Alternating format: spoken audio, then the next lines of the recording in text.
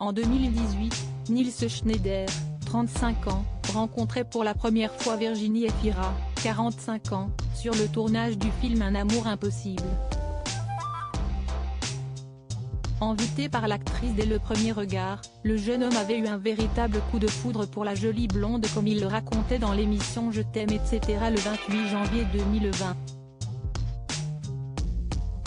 Terrorisé par ses sentiments et par la comédienne, il était même persuadé qu'il était prédestiné à se rencontrer.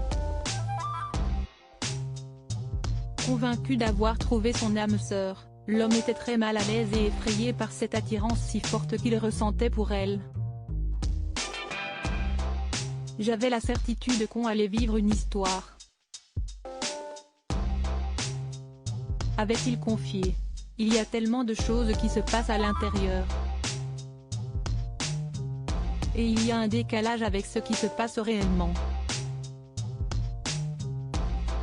J'étais persuadé qu'on allait avoir une histoire et en même temps, dès que j'étais à côté d'elle, c'était la panique révélait le comédien, qui adoptait pourtant un comportement très froid avec l'actrice.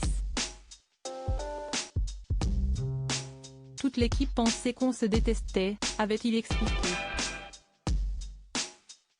On ne se disait pas un mot. Quand on était trois par exemple et qu'il y avait une personne qui partait, je me disais oh non, je vais me retrouver seul à côté d'elle.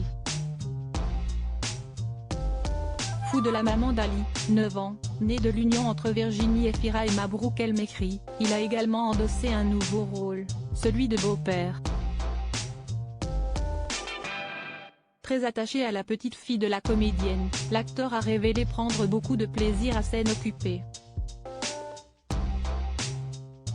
Protecteur, il veille d'ailleurs déjà à ce que la fillette soit féministe. Elle adore jouer à la poupée. Interviewé par le magazine Paris Match en 2020, il avait ainsi raconté avec tendresse « J'ai une belle fille et elle adore jouer à la poupée. Spontanément, j'étais plutôt du genre à me dire « Mais par quoi est-elle déterminée pour avoir envie de jouer à la poupée? Non, joue avec autre chose. » Je suis féministe jusqu'au bout des ongles.